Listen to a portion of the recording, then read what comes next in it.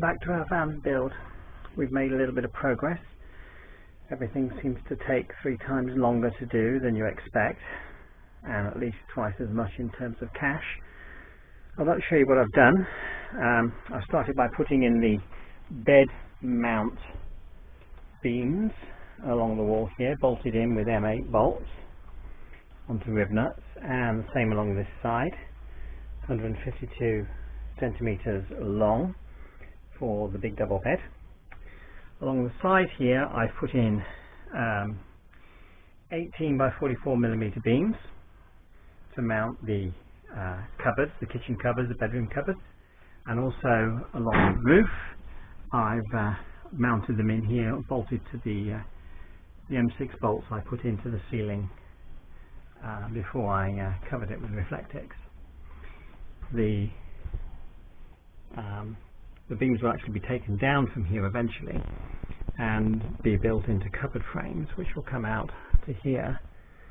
I've done that on this side as well. Slightly smaller cupboards going on this side because I wanted a bit more head height in terms of sitting up in bed, so those will be a bit smaller, and they're going to be mounted along there. Also insulated the side door. The plywood panel there, we're going to be taking that out, and we're going to have a large window installed in there, so that's not going to be insulated, but the rest of it is insulated with recycled plastic insulation and bagged with mylar and covered with Reflectix, and later that will be carpeted. I've also constructed a step.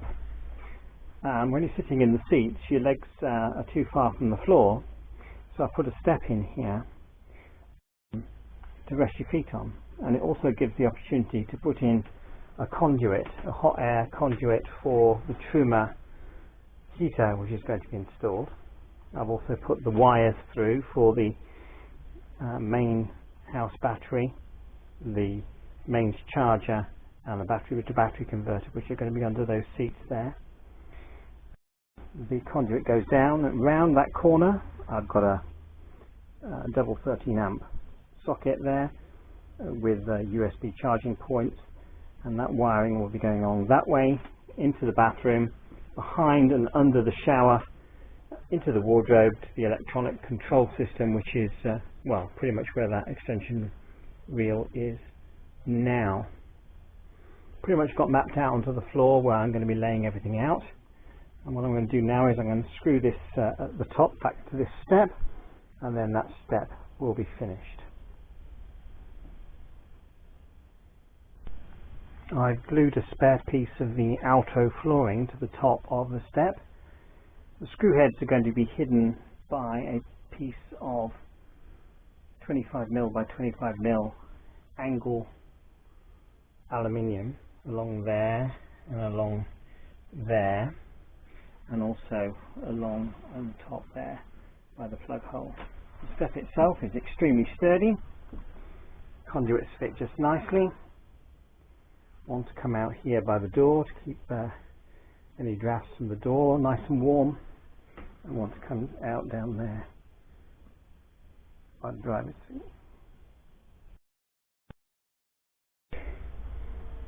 1-inch aluminium angle over the edge of the step to finish off the look of the step.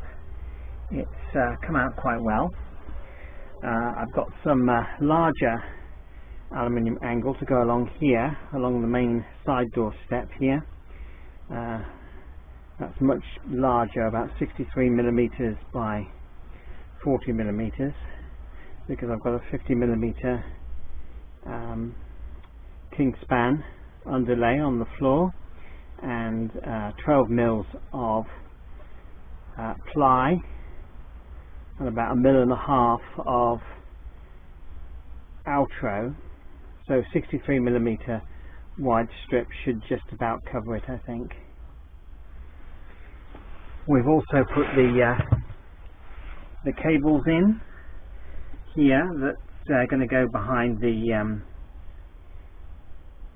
little cupboard here and in under the shower, the conduit will fix into that little adapter there. We've got an outlet here and an outlet on this side for the hot air. I've also installed a couple of 13 amp sockets with 2 USB chargers here, because this is where our table is going to be. I've wired the sockets in here with some heavy duty cable. I prefer to go over the top with cable sizes because I'm very concerned about safety, particularly fire safety. And although my electronics and electric experience is considerable, I want to make sure that everything is safe before I build it in behind things that I can no longer remove. So we've got the stair nosing on the back of the van, aluminium angle. That fits quite nicely. It was a little bit difficult trimming it to fill the edges there, but that looks really nice on there now. Well done me. I've also put the stair nosing on the step. Looks really good. Today's job is removing the headliner, which I've done, wasn't too difficult at all, and putting in some cables, some power supply cables for the USB, for the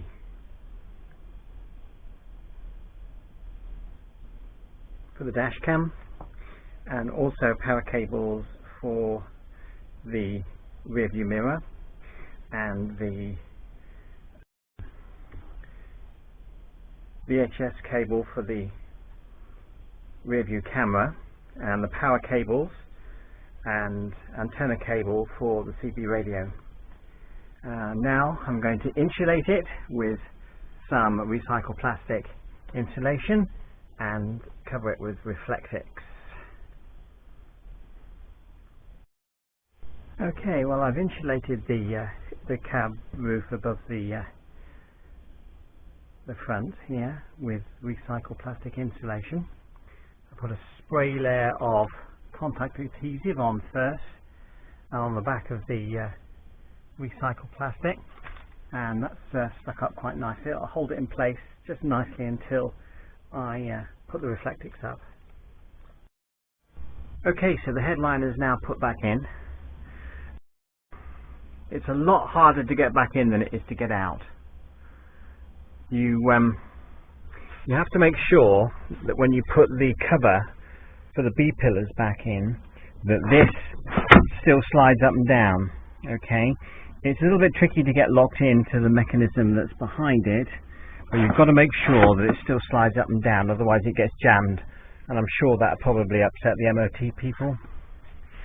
Now, even though I Reflectixed over the insulation, I've just jammed in some more insulation in here just to increase the insulation capabilities of this headlining, just to fill the gap, so to speak. And this is going to have a wooden panel put on it with the shelf soon anyway. Any other points to bear in mind with this? Well, when you put the B-pillars back on, you have to make sure that this rubber seal is flicked over the top, and you can do that by just going like that along the length of the rubber and just fold it back in, and that all locks back in. In order to take the headlining out, you don't need to remove the B-pillar at the bottom, which is lucky because I put the plywood in there.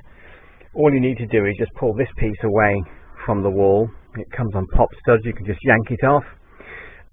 Of course, this needs to be unscrewed first. Just lift that off.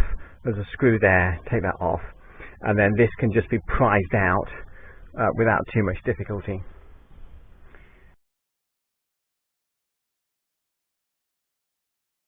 These are a little bit difficult to get back in again. As you can see just here, we've got this mounting area here, and basically they're hooks like this. And so you have to put the shelf in and up slightly, push it up, push it back, and then push it back so that these claws grip the metalwork behind. There are 2 bolts underneath for screwing it back on again. It's a little bit tricky to get in. You need a little bit of a strength to sort of like push it up and push it forward, but once it's locked in position, no problem at all. Okay, so I've got the shelf mounted in above the cab now. There's some cable there that's going to be taken to the back of the van in order for me to connect in the rear view camera. The shelf has been installed and carpeted. It's made from 12mm ply and carpeted with stretch carpet. There's a little bit of space in there, useful for keeping things like bed linen, I would have thought, and silver screens for the windows. The cab shelf is supported by these brackets. They came from B&Q. They're standard, 100mm brackets, which I've sprayed with some grey spray paint. Doesn't quite match the colour, but it's not too bad. I might cover them with some carpet later on. What I've done is I've screwed them just here to the ply, and I've put them behind this bracket and tightened it up. It doesn't go through a hole in the bracket because I couldn't get brackets quite the right size, but it does rest on top of that and is clamped in quite firmly, so it's not going to move.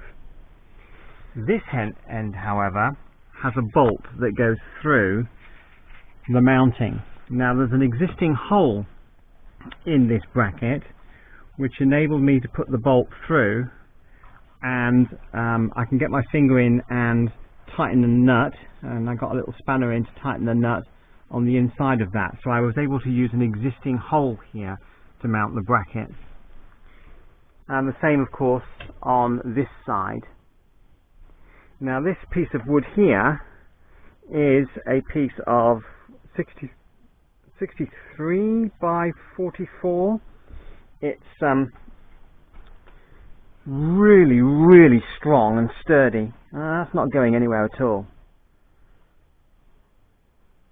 Anyway, that's all I've got for you today. Thank you very much for watching my video. I'm sorry my videographer skills are not brilliant. This is not a how-to build set of videos, really. This is more a kind of a record of my journey in building this van, rather than a how to do things video. There are far better videos on YouTube to see how to make a van. The best one in my view is probably Greg Virgo's videos, and you can find him on YouTube.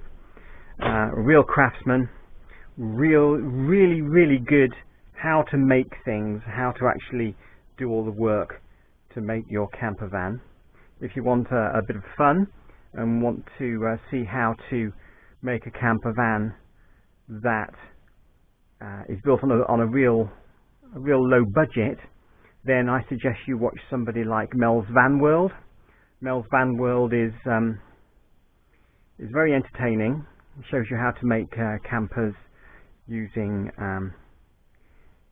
quite inexpensive materials in an inexpensive way. There are many other great videos on YouTube for how to build things. Anyway, thank you very much. Please subscribe, because I need subscribers. I'm not making any money out of these videos, but I need subscribers. And leave us a thumbs up if you feel so inclined. Thank you very much. Have a nice day.